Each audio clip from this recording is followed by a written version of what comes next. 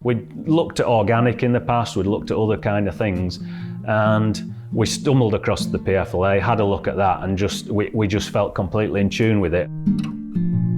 The thing that I find exciting about what's happening at the moment and the changes that are happening within the industry is that the farm might be really different in 5 years or 10 years. That probably fills some people with dread and horror and fear, but actually I just think it's the most exciting thing.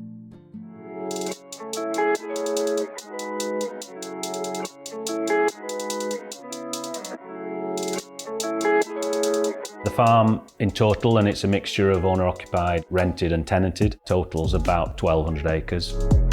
It's very much upland farming, and almost every derogatory designation you can throw at a farm it is, so it's less favoured area, it's above the moorland line, severely disadvantaged and various others. We have land in this dale here, which is Malhamdale, and then we go about 8 miles over the hill into Littondale. We're on limestone, which means that it's very free draining, which is great in a lot of ways, but the soil is very thin. We're on steep land almost all the time. We never turn the soil over because it's all permanent pasture and has been for millennia. You know, a lot of the land won't ever have been turned over.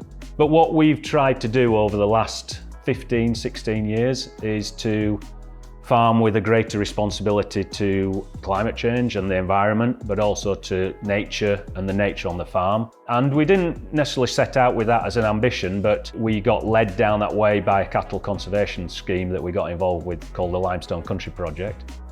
The more we've gone down that route, we've found that farming with nature, farming within natural processes, has actually made the farm more profitable as well. So that sort of encourages in both ways, because we're seeing more nature, more biodiversity on the farm, but we're also seeing the business flourish as well.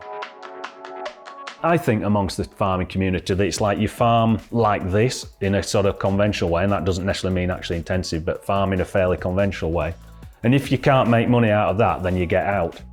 There is a middle ground where resilience is resilient in all aspects of it, whether it's environment, nature, social resilience, and then the economics as well.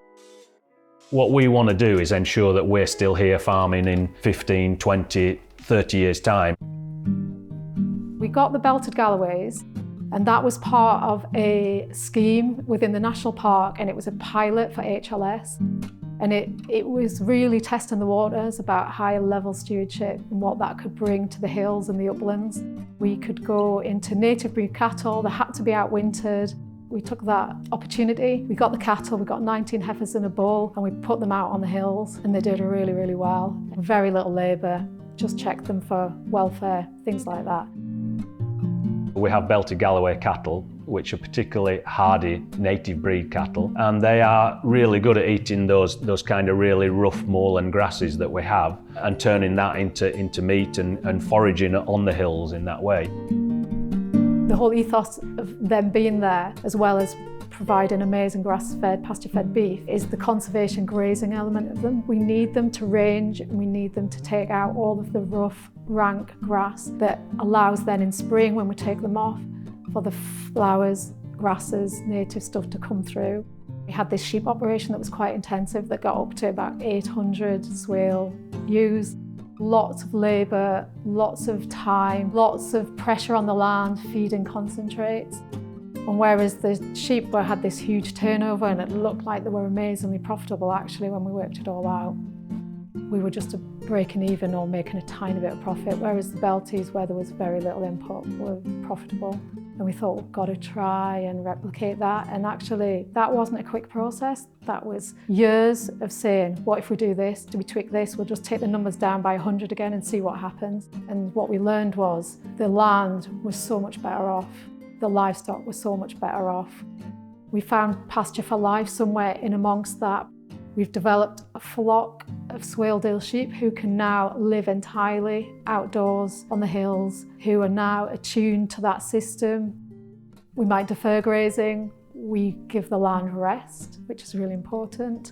And I would even say there's no strict, stringent formula to that. It's about the conditions, because every year is different. It's just about knowing your fields and knowing the grass. I feel like looking back, we were overstocked, we had a lot of sheep, and the fact that we had to feed concentrates is an indication of that. We've brought it more into a balance where the animals and the lands are both gaining things and both living together in a more harmonious way. Our figures have proved over the last few years that the more we farm with nature, the better off we are financially as well. And I think we're better off in terms of our time as a family. If you get the right animal for your farm, for your conditions, for your land, for the amount of grass you have, the quality of grass, you can actually farm in a very low input way, in the least expensive way.